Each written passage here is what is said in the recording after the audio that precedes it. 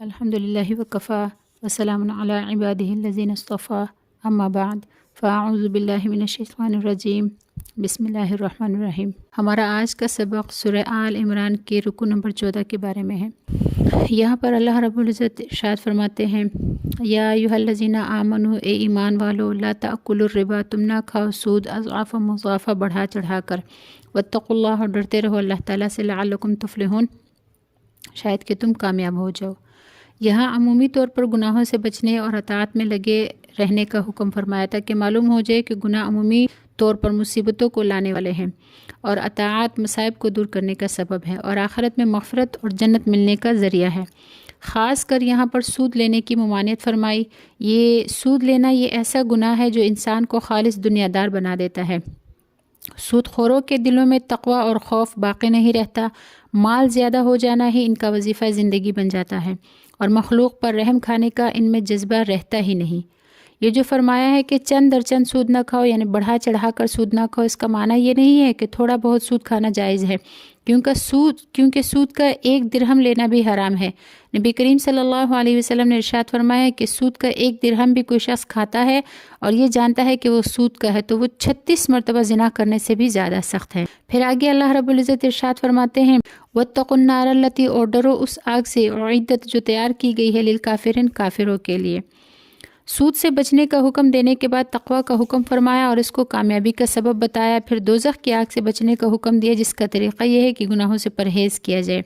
کیونکہ ہر گناہ دوزخ کی طرف کھینچنے والا ہے۔ گناہوں سے بچنا ہی دوزخ سے بچنا ہے۔ پھر آگے اللہ رب العزت ارشاد فرماتے ہیں وَأَطِیعُوا اللَّهَ وَالرَّسُولَ، اور اطاعت کرو اللہ تعالیٰ کی اور اس کے رسول کی، لعلکم ترحمون، تاکہ تم پر رحم کیا جائے۔ وَسَارِعُوا، اور بڑھو، اِلیٰ مغفرۃ من ربکم، اپنے رب کی مغفرت کی طرف، وجنت، اور اس جنت کی طرف، عرضھا السماوات والارض، جس کی چوڑائی زمین اور آسمان کے برابر ہے، اعدت للمتقین، اور وہ جنت تیار کی گئی ہے پرہیزگاروں کے۔ یہاں پر اللہ رب العزت ارشاد فرماتے ہیں کہ اپنے رب کی مغفرت کی طرف اور جنت کی طرف دوڑو، آگے بڑھو، اور مسارعت اور مقابلہ کی چیز جو ہے یہ مغفرت اور جنت ہے۔ اعمال صالحہ میں ایک دوسرے سے آگے بڑھنے کی کوشش کرنی چاہیے، مغفرت کے لیے اور جنت کے لیے۔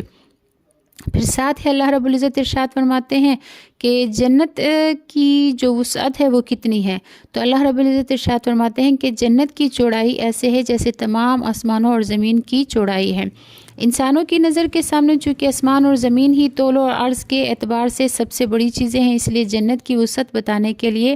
تقرب الی الفہم کے طور پر یہ ارشاد فرمائے کہ جنت کی چوڑائی ایسی ہی ہے جیسے آسمانوں اور زمینوں کی چوڑائی ہے۔ صاحب معالم التنزیل لکھتے ہیں کہ جنت کے عرض کو بیان فرمایا ہے اور معلوم ہے کہ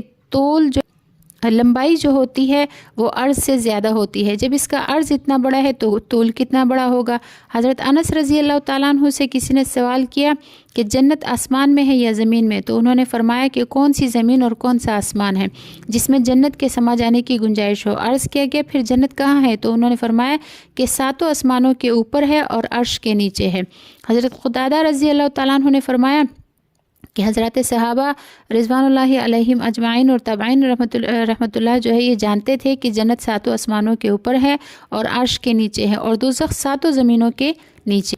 پھر اللہ رب العزت یہاں پر ارشاد فرماتے ہیں کہ جنت جو ہے یہ متقیوں کے لیے پیدا کی گئی ہے، تیار کی گئی ہے، اعدت للمتقین، یعنی تیار کی گئی ہے پرہیزگاروں کے لیے۔ تو یہ پرہیزگار، یہ متقی کون ہیں، ان کی صفات آگے اللہ رب العزت ارشاد بیان فرماتے ہیں کہ الذین، متقی وہ لوگ ہیں، ينفقون، جو خرچ کرتے ہیں اپنا مال، فی السراء، خوشی میں بھی، والضراء، اور تنگی میں بھی، یعنی خوشی میں بھی اور تنگی میں، ہر حال میں وہ اپنا مال خرچ کرتے ہیں۔ والکاظمین الغیظ، اور وہ غصہ کو پینے والے ہیں، غصے کو ضبط کرنے والے ہیں۔ والعافین عن الناس، اور جو لوگوں کو معاف کرنے والے ہیں۔ واللہ یحب المحسنین، اور اللہ تعالیٰ محبت فرماتے ہیں محسنوں سے، یعنی نیکی کرنے والوں۔ یہاں پر اللہ رب العزت ارشاد فرماتے ہیں کہ اللہ کی رضا کے لیے مال خرچ کرنا بہت بڑی سعادت ہے۔ ہر حال میں مال خرچ کرتے رہنا چاہیے۔ جن کو اللہ کے لیے خرچ کرنے کا ذوق ہے وہ تنگ دستی میں بھی خرچ کرتے ہیں، فراخی میں بھی، دکھ میں بھی، تکلیف میں بھی اور خوشی میں بھی، اور ایسے لوگ بھی ہیں جو اپنی حاجت کو روک کر دوسروں کی حاجت پوری کرتے ہیں۔ پھر آگے اللہ رب العزت ارشاد فرماتے ہیں کہ متقین کی دوسری صفت یہ ہے کہ وہ غصہ پینے والے ہیں۔ یہ حضرات اپنے غصے کو ضبط کرنے والے ہیں، یعنی جب غصہ آتا ہے تو اس کو پی جاتے ہیں اور غصہ کے مقتضا پر، یعنی غصے کا جو تقاضا ہوتا ہے اس پر عمل نہیں کرتے۔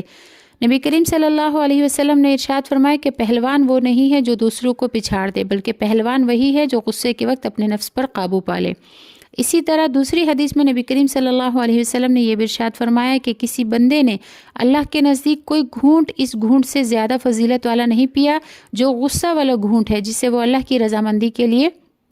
پی جاتا ہے۔ اسی طرح سنن ابو داؤد میں ہے کہ نبی کریم صلی اللہ علیہ وسلم نے ارشاد فرمایا کہ بلا شبہ غصہ شیطان سے ہے، اور بے شک شیطان آگ سے پیدا کیا گیا ہے اور آگ کو پانی ہی بجھاتا ہے۔ سو تم میں سے کسی شخص کو غصہ آئے تو وضو کرے۔ اور حضرت ابو ذر رضی اللہ تعالیٰ عنہ سے روایت ہے کہ نبی کریم صلی اللہ علیہ وسلم نے ارشاد فرمایا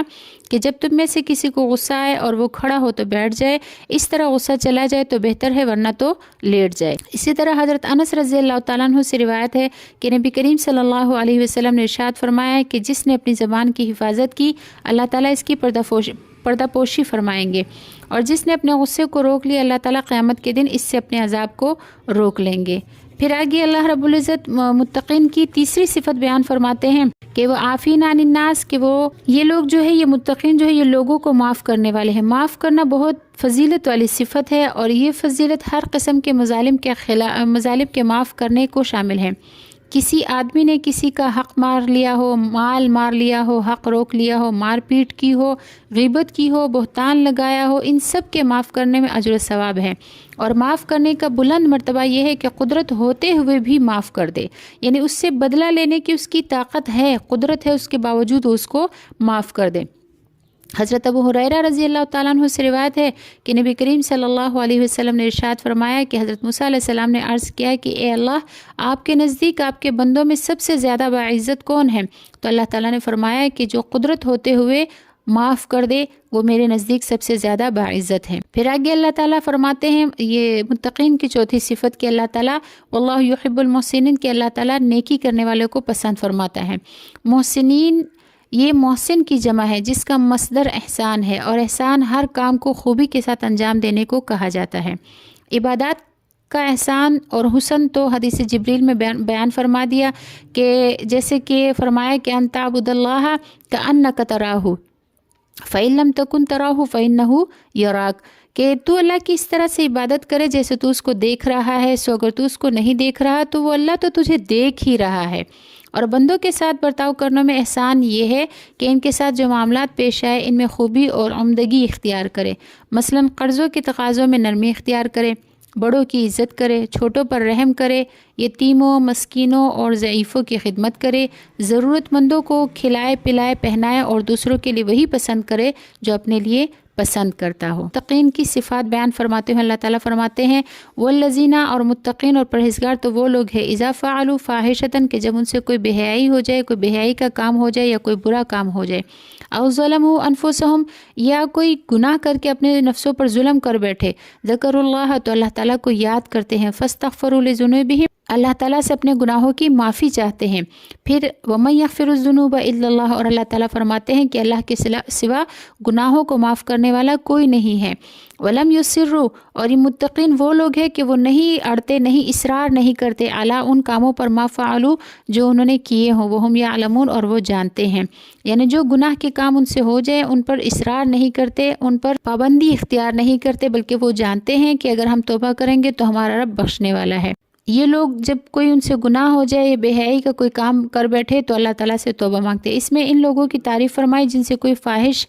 گناہ سرزد ہو جائے یا کسی بھی گناہ کے ذریعے اپنی جانوں پر ظلم کر بیٹھے تو استغفار کی طرف متوجہ ہو جاتے ہیں۔ تو یہاں پر ارشاد فرمائے کہ لوگ اس کے بعد اللہ کا ذکر کرتے ہیں اور اللہ سے اپنے گناہوں کی مغفرت چاہتے ہیں اور اپنے کیے پر اصرار نہیں کرتے۔ اس میں توبہ کی ایک بڑی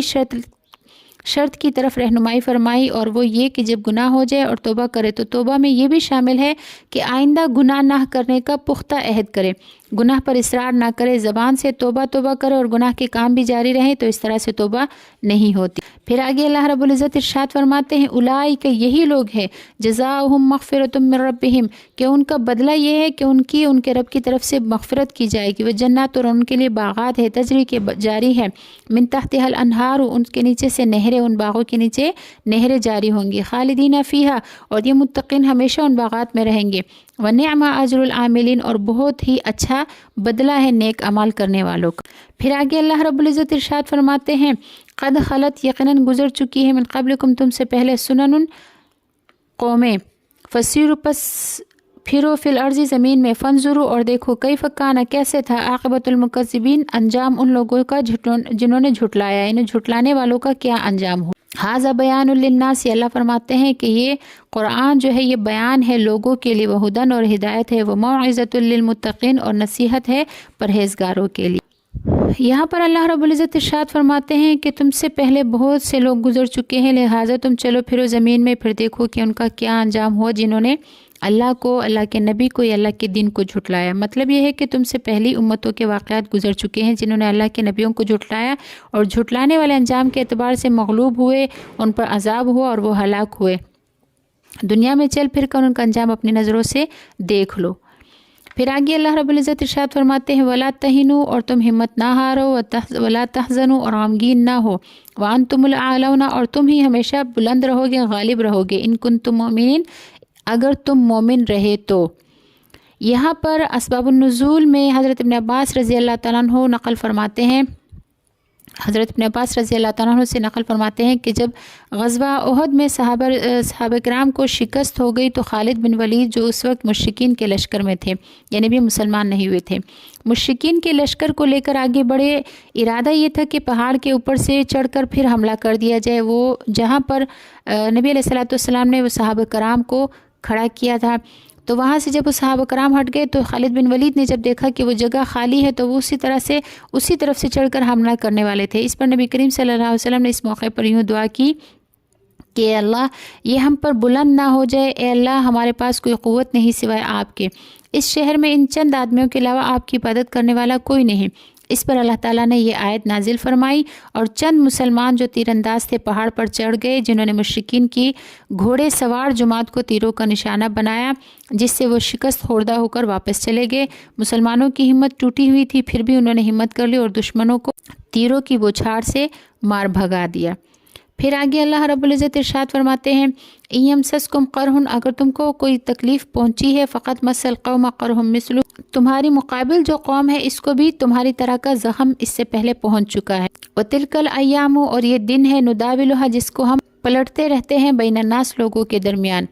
وَلِيَعْلَمَ اللَّهُ الَّذِينَ، تاکہ اللہ تعالیٰ جان جائے ان لوگوں کو، آمنوا، جو ایمان لائے، وَيَتَّخِذَ مِنْكُمْ شُهَدَاءَ، اور بنا لے تم میں سے شہادت پانے والے شہید۔ واللہ، اللہ تعالیٰ، لا يحب الظالمین، نہیں پسند کرتا ظالموں کو۔ وَلِيُمَحِّصَ اللَّهُ الَّذِينَ آمَنُوا، تاکہ اللہ تعالیٰ پاک صاف کر دے ان لوگوں کو جو ایمان لائے، وَيَمْحَقَ الْكَافِرِينَ، اور مٹا دے کافروں کو۔ ان آیات میں اول تو مسلمانوں کو تسلی دی اور فرمایا کہ اگر تمہیں زخم پہنچا ہے تو اس سے پہلے تمہارے دشمنوں کو بھی اس جیسا زخم پہنچ چکا ہے کہ بدر میں ان کے بھی 70 آدمی مارے جا چکے ہیں۔ پھر یہ بیان فرمایا کہ ہم اہل زمانہ کا حال یکساں نہیں رکھتے، یہ ایام باری باری سے بدلتے رہتے ہیں، کبھی کسی کا پلہ بھاری ہو جاتا ہے اور کبھی اس کے مقابل دشمن کو غلبہ ہو جاتا ہے۔ اسی معمول کے مطابق پچھلے سال تمہارے دشمن مغلوب ہو گئے تھے اور اس سال انہوں نے غلبہ پا لیا اور تم کو ہزیمت کا منہ دیکھنا پڑا۔ اس کے بعد واقعہ احد کی بعض حکمتیں بیان فرمائی، ان میں سے ایک یہ ہے کہ اللہ تعالیٰ کو یہ منظور تھا کہ وہ جان لے کہ ایمان والے کون ہیں، اور وجہ اس کی یہ ہے کہ مصیبت کے وقت امتحان ہو جاتا ہے اور مخلص اور غیر مخلص کی پہچان ہو جاتی ہے۔ چنانچہ منافقین جو ہے وہ معرکہ پیش آنے سے پہلے ہی واپس ہو گئے، اور جو اہل ایمان تھے شکست کھا کر بھی اپنے نبی صلی اللہ علیہ وسلم کے ساتھ جڑے رہے۔ تو یہاں پر ایک یہ حکمت بیان فرمائی۔ دوسری حکمت یہ بیان فرمائی کہ اللہ تعالیٰ کو تم میں سے شہید بنانا منظور تھا۔ شہادت بہت بڑی نعمت ہے اور اس کی قیمت اور عظمت وہی جانتے ہیں جن کا قرآن اور حدیث پر ایمان ہے۔ تیسری حکمت یہ بیان فرمائی کہ اللہ کو یہ منظور تھا کہ ایمان والوں کو پاک صاف کر دے، کیونکہ مصیبت پر صبر کرنے اور تکلیفیں جھیلنے سے اخلاق اور اعمال کا تصفیہ ہو جاتا ہے۔